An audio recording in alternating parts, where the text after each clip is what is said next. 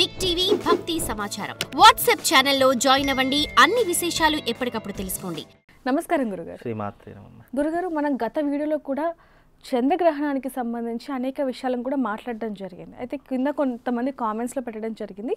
వాటికి సంబంధించి చూసుకుంటే చంద్రగ్రహణం రోజు రాత్రిపూట ఏదైనా చేతబడులు కానీ లేకపోతే వశీకరణ కానీ చేస్తే అవి ఫలిస్తాయా, వాటికి బలం కూడా అధికంగా ఉంటుంది అంటూ కూడా కొంతమంది అడుగుతూ ఉన్నారు. దానికి సంబంధించి మీరు ఏం చెప్తారు? చాలా మంచి ప్రశ్న అమ్మ. ఈ మధ్యకాలంలో అంటే దెబ్బ తాలిగిన వాడికి నొప్పి ఏంటో తెలుస్తుంది.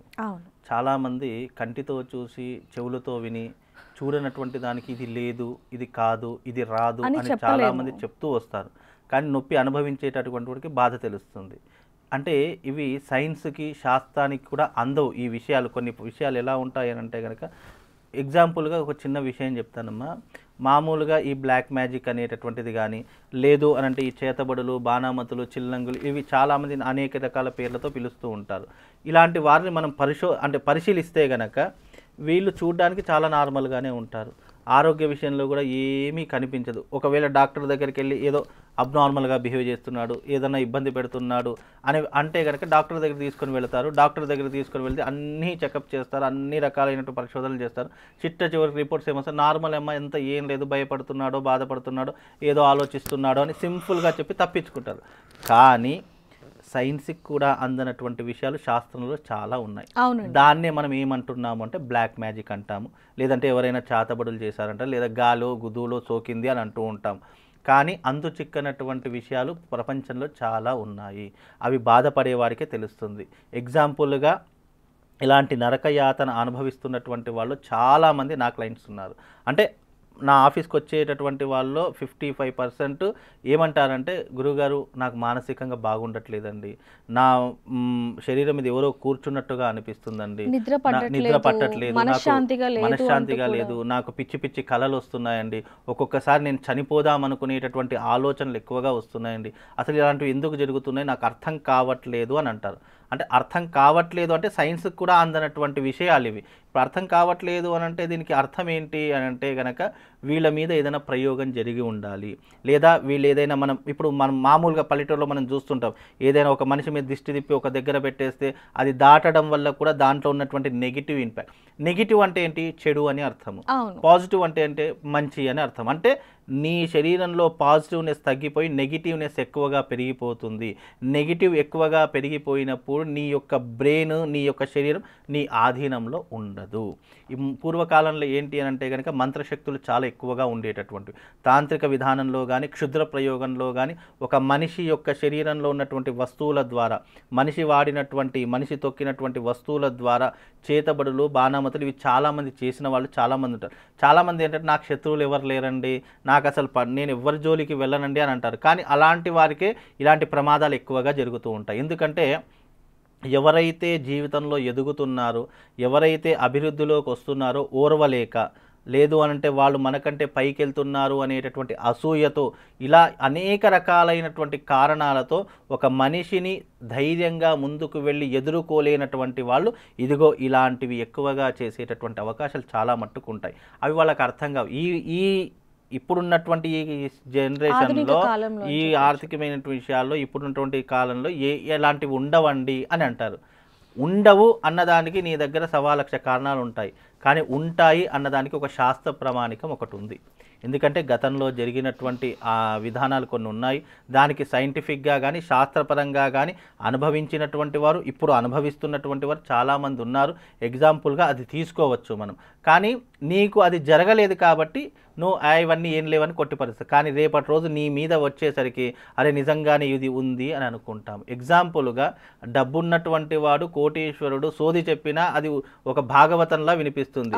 అదే ఒక పండితుడు, ఒక పామరుడు, ఒక పుణ్యాత్ముడు నీకేదైనా విషయం చెప్తే అది నీకు సొల్లులాగా వినిపిస్తుంది. అంటే ఇక్కడ డిఫరెన్స్ ఎక్కడొస్తుంది, నువ్వు ఆలోచించే విధానంలో వస్తుంది, నువ్వు ఆచరించేటట్టు పద్ధతిలో వస్తుంది. కాబట్టి ఇక్కడ ఏదైనా అనుభవిస్తే తెలుస్తుంది. ఇప్పుడు నా దగ్గరికి వచ్చే క్లయింట్స్ కూడా అదే రకమే. వాళ్ళు డాక్టర్ రిపోర్ట్స్ తీసుకొని వస్తున్నారు, అన్నీ తీసుకొని వస్తున్నారు, అయినా వాళ్ళ డాక్టర్ రిపోర్ట్స్ అన్నీ నార్మల్గానే ఉన్నాయి. కానీ ఎందుకు నీ లైఫ్ ఇట్లా అబ్నార్మల్గా మారిపోతుంది, ఎందుకు నీ మైండ్ సెట్ అలా చేంజ్ అయిపోతుంది, ఎందుకు నువ్వు భయపడిపోతున్నావు, ఎందుకు నీ శరీరంలో ఇప్పుడు మామూలుగా వెంట్రుకలు ఊడిపోతున్నాయి, శరీరం నల్లబడుతుంది, కంటి కింద చారలు వచ్చేస్తున్నాయి, లేదా ఈ నుదురు భాగం అంతా కూడా నల్లగా మారిపోతుంది, లేదా నాకు ఒక దగ్గర కూర్చోబుద్ధి కావట్లేదు, ఇవన్నీ ఎందుకు అనిపిస్తాయి మనిషికి? మరి ఏదైనా సైంటిఫిక్ రీజన్ ఉండొచ్చు కదా. మనం చూస్తూ ఉంటాం గురుగారు, అంటే వాళ్ళ ముఖంలో కూడా కళ అనేది ఉండదు. అవును, చాలా మంది ఇప్పుడు చాలా మంది ఏమంటారంటే అమ్మ ఇప్పుడు నేను రోజు మిమ్మల్ని చూస్తున్నాను అనుకో, నీ దాంట్లో ఏదైనా బిహేవియర్ చేంజ్ అయింది ఆటోమేటిక్ నాకు తెలిసిపోతుంది, అయ్యో ఇలాంటిది కాదు కదా అమ్మాయి అని అనుకుంటాము. అది ఆటోమేటిక్గా తెలిసిపోతుంది. ఎలా తెలిసిపోతుందా? ఇలాంటిది కాదు కదా, డాక్టర్ దగ్గరికి వెళ్తే నార్మలే వస్తుంది, మరి ఏమైంది ఏం కథ అని మనం భయపడిపోతూ ఉంటాము. ఆ భయానికి కారణమే ఎదుటి వారు కావచ్చు, లేదా మనకు తెలిసిన వారు కావచ్చు, ఈ యొక్క మనం తిరుగుతున్న సమాజంలో కావచ్చు, ఎవరైనా కావచ్చు, మన మీద నెగిటివ్ ఎనర్జీ ఎక్కువగా పెట్టుకున్నారని అర్థం చేసుకోవాలి. దాని ప్రభావం వల్లనే ఇలాంటివి మన జీవితంలో ఎక్కువగా వస్తూ ఉంటాయి. కాబట్టి ఇలాంటి సమస్యలకు ఈ గ్రహణ సమయంలో తప్పకుండా పరిష్కారం చేసుకోవచ్చు. గ్రహణ సమయమనే కాదు, అమావాస్య పౌర్ణమి కావచ్చు, అష్టమి నవమి దశమి తిథులలో కావచ్చు, ఎవరికైనా ఇలాంటి ప్రాబ్లమ్స్ ఉంటే ఈ తిథులలో వాళ్ళు అబ్నార్మల్గా బిహేవ్ చేస్తారు. ఎప్పుడైనా గమనించండి, ఎందుకంటే పౌర్ణమి అమావాస్యల్లోనే ఈ ప్లానెటరీ పొజిషన్లో ఎర్త్లో ఎన్నో రకాలైనటువంటి రియాక్షన్స్ జరుగుతాయి. గురుగారు ఇంకొకటి నేను అదే అడుగుదాం అనుకున్నాను. మామూలుగా అమావాస్య రోజుల్లో కాకపోవచ్చు, అండ్ మామూలు రోజుల్లో కంటే అమావాస్య పౌర్ణమి గ్రహణాలు ఏవైతే ఉంటే వాటిలో దెయ్యాలకు కానీ లేకపోతే వేరే నెగిటివ్ ఉన్న ఆ శక్తులు ఏవైతే ఉన్నాయో వాటి శక్తులు ఇంకా అధికంగా అవుతాయి అనేది ఒక ఇది ఉంది. అది నిజమంటారా, వాస్తవం అంటారా? అది 100% వాస్తవమే. ఎందుకు దేవాలయాలు మూసేస్తారు గ్రహణము సమయంలో, ఎందుకు పుణ్యమైనటువంటి క్షేత్రాలన్నీ కూడా మూయబడతాయి అని అంటే గనక ఈ యొక్క గ్రహణ సమయంలో దుష్ట శక్తుల యొక్క శక్తులు కావచ్చు, ప్రేతాత్మల యొక్క శక్తులు కావచ్చు, నెగిటివ్ ఇంపాక్ట్ ఉన్నటువంటి వాతావరణంలో ఉన్నటువంటి శక్తులు కావచ్చు, అవి తీవ్రమైనటువంటి స్థాయికి చేరుకుంటాయి.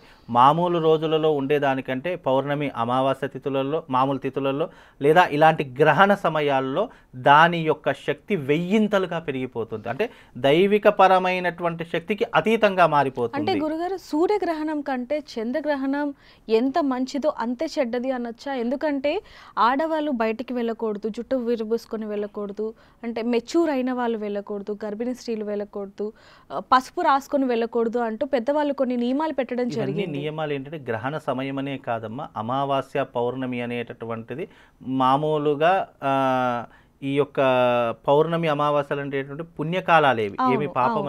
కాకపోతే ఇలాంటి సమయంలో స్త్రీల మీద నెగిటివ్ ఇంపాక్ట్ ఎక్కువగా ఉంటుంది. అందుకే స్త్రీలకు కొన్ని పరిమితమైనటువంటి రిస్ట్రిక్షన్స్ పెట్టారు. అది ఇప్పుడే కాదు, అది కానీ ఇప్పుడు టెక్నాలజీ మారింది, వాతావరణం మారింది. ఇప్పుడు పూర్వంలో ఏంటంటే మగవాళ్లే పనిచేసేవాళ్ళు కాబట్టి ఆడవాళ్ళు ఇంటి పట్టునే ఉండేవాళ్ళు కాబట్టి ఇలాంటి రిస్ట్రిక్షన్స్ ఎక్కువగా పాటి. ఇప్పుడు అలా కాదు, మగవాడితో సమానంగా ఆడవాళ్ళు కూడా సమానంగానే ఉంటున్నారు. కాబట్టి అందరికీ ఇవి వర్తిస్తాయి, కాకపోతే నమ్మే వాళ్లకు వర్తిస్తాయి. నమ్మనటువంటి వాడికి ఇవన్నీ ఏమీ ఉండవు. రెండే విషయాలు. ఎందుకంటే నమ్మేవాడికి ప్రతిదీ కూడా దాంట్లో దైవికం చూస్తూ ఉంటాడు, రాక్షసం చూస్తూ ఉంటాడు, అన్ని రకాలుగా మంచి చూస్తాడు, చెడు చూస్తాడు. నమ్మనటువంటి వాడికి ఏంటి, అవన్నీ ఏమీ ఉండవు. దేవుడు కనిపించినా ఇది ఒక బండరాయే అంటాడు, సాక్షాత్తు భగవంతుడు వచ్చినా నువ్వు భగవంతుడిని ప్రూఫ్ ఏంటి అని అడుగుతూ ఉంటాడు. నమ్మేవాడికి రాయిలో కూడా భగవంతుని చూస్తాడు. కాబట్టి నమ్మేవాడికి అన్నీ ఉంటాయమ్మా. నమ్మనటువంటి వాడికి ఏమీ ఉండవు. అవి కాలం అంటే అతని కర్మ ఎలాగైతే ఉంటుందో ఆ కర్మను అనుభవించుకుంటూ తన జీవితాన్ని చాలిస్తాడు. అదే నమ్మేటటువంటి వాడు కర్మ ఫలితాన్ని ఏ రకంగా అధిగమించాలి, ఏ రకంగా జయించాలి అనేటటువంటిది మనిషి యొక్క సిద్ధాంతం. దాన్ని తెలుసుకుంటే మనిషి ఈ జన్మలో ఇలా ఉన్నాడు, వచ్చే జన్మలో అయినా కొన్ని రకాలైనటువంటి అవాంతరాలను దాటి మంచి సద్భావన కలిగినటువంటి జన్మ ఎత్తుతాడు అనేటటువంటిది దీని యొక్క పరమార్థం తప్ప ఇక్కడ మంచి చెడులు అన్నదానికి కలియుగంలో అసలు ఏ విధమైనటువంటి రెస్పాన్స్ ఉండదు.